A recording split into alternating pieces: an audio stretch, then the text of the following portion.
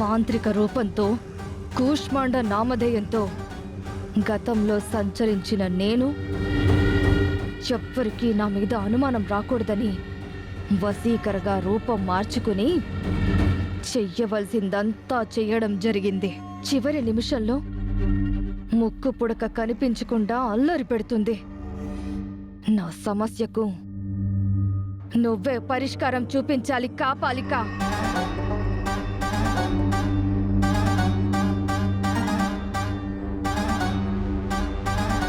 అన్ని మంత్ర విద్యలు తెలిసి కూడా ముక్కు పుడక ఎక్కడుందో తెలుసుకోలేకపోతున్నాను. నాకే అవమానంగా, నా మీద నాకే అసహ్యంగా ఉంది. పరిష్కారం చూపించు. ముక్కు పుడకను నువ్వే స్వయం కృషితో కనిపెట్టుకోవాలి. నేనొచ్చింది ముక్కు పుడక గురించి తెలియజేయటకు కాదు, నీ మరణం గురించి తెలియజేయడానికి. నా మరణం గురించా? అవును. ఏం తెలియజేయాలనుకుంటున్నావు? ముక్కు పుడకను దక్కించుకునే ప్రయత్నాల్లో వెనుకబడుతూ మరణానికి దగ్గరవుతున్నావు. చావు అంచుల వరకు వెళ్తున్నావు. దైవం మీద గెలవడానికి నువ్వు పడుతున్న శ్రమకు తగ్గ ఫలితం దొరకనందున అద్భుత శక్తులను నువ్వు సంపాదించుకోలేకపోతున్నావు. మన వంటి క్షుద్ర జాతి మనుగడ మంత్ర బలాల మీదే ఆధారపడి ఉంటుంది.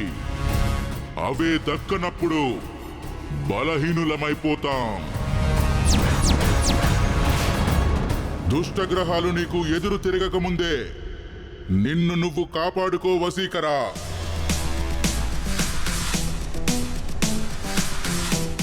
నేను నమ్ముకున్న నా దైవం నాకు ఇలాంటి సందేశాన్ని ఎందుకు పంపించింది? నాకు అంతిమ గడియలు సమీపించడం ఏంటి? నాకు మాయకు భవిష్యత్తు చాలా ఉంది కదా, మరి ఇలాంటి వార్తను ఎందుకు వినాల్సొచ్చింది? నా మరణం ఎవరి చేతిలో ఉంది? నీ మరణం నా చేతిలోనే ఉంది. నా చావు ఎవరి చేతుల్లో రాసిపెట్టుంది? నా చేతిలోనే రాసిపెట్టుంటుందని నువ్వస్సలు ఊహించుండవు. నా బలం ముందు, నా పరాక్రమం ముందు, నా విద్యల ముందు ఎవరు నిలబడగలరు? నువ్వు ఎంతటి దానివైనా సరే నేను నీ ముందు నిలబడతాను. నీ మెడలు విరుస్తాను. నీ గొంతులోని ప్రాణుణ్ణి తీస్తాను. నాకు ఎదురొస్తే చావుకి ఎదురొచ్చినట్టే. నన్ను ఎవ్వరూ ఏం చెయ్యలేరు. దుష్టగ్రహాలు నాకు తోడున్నాయి. భూత ప్రేతాత్మలు నాకు కావలిగా ఉన్నాయి.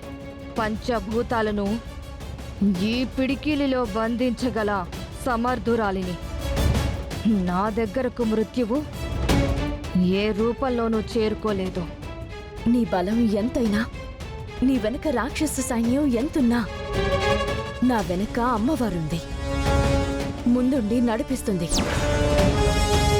ఈ రాత్రికే నీ కోట మీద దండయాత్ర చేయబోతున్నాను.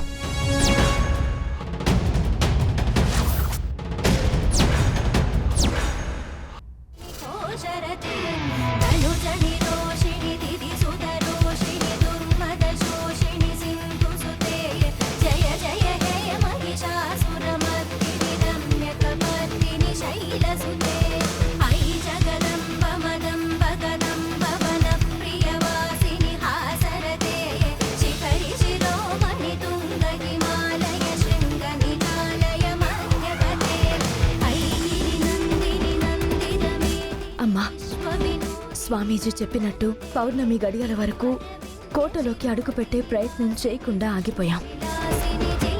నిండు పౌర్ణమి వచ్చేసింది. దుష్ట శక్తిని అంతమొందించడానికి ఇది అనుకూల సమయం.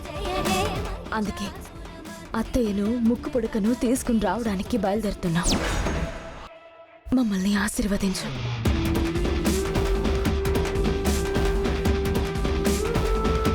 తీసుకో.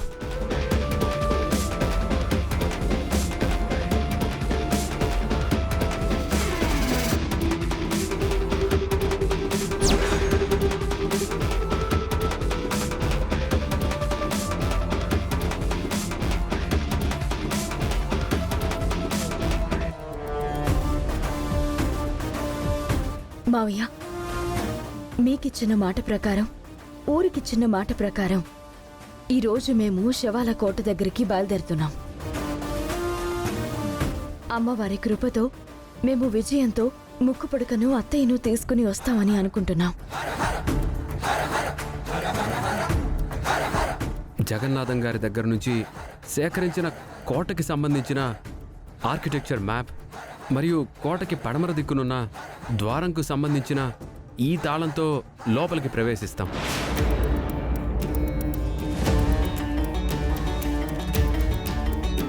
అక్షయ్తో చేయవలసిన ప్రయత్నం చేయడం జరిగింది.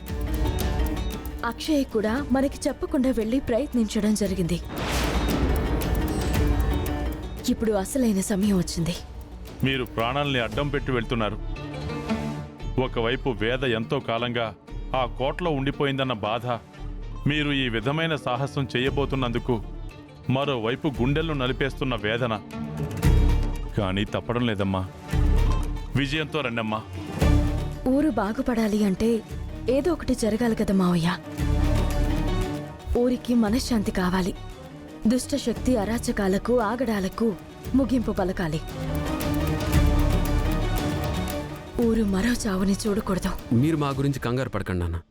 ఎలాగోలా కోటలోకి ప్రవేశిస్తాం. ఈ సమయంలో ఇలా అంటున్నానని మీరేం అనుకోకండి. ఇంతకు ముందు అవని చాలా విషయాల్లో తెగింపు నిర్ణయాలను తీసుకుంది. ఇప్పుడు ఆ కోటలోకి అడుగు పెట్టబోతోంది. తిరిగి వస్తుందన్న నమ్మకం నాకైతే లేదు.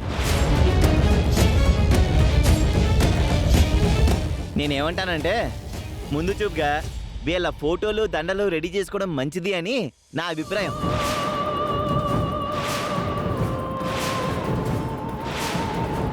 నాకు అదే అనిపిస్తుంది. పిచ్చి పిచ్చి మాటలు మాట్లాడారంటే చెప్పు తీసుకుని కొట్టాల్సి వస్తుంది.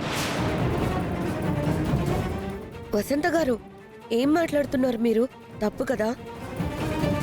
ఇలా ఓ ఆడది ఓ దుష్ట శక్తిని ఎదిరించడానికి ధైర్యంగా వెళ్తున్నప్పుడు మనం ధైర్యం చెప్పి పంపించాలి. ఇలా భయపెట్టకూడదు.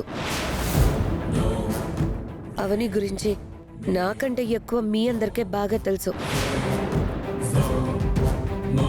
కలియుగ వీర నారిగా తనకు మంచి పేరుంది. అవని వంటి వారే ఏదైనా సాధించగలుగుతారు. పొరుగు రాజ్యంతో పోరాడడానికి, పరాయి దేశంతో యుద్ధానికి బయలుదేరినట్టు బయలుదేరింది. వీర తిలకం దిద్ది పంపించవలసిన సందర్భం ఇది. నిరుత్సాహపరిచే మాటలు మాట్లాడకండి. అవని వంటి వారే చరిత్రల్ని తిరగరాయగలుగుతారు. అర్థమైందా?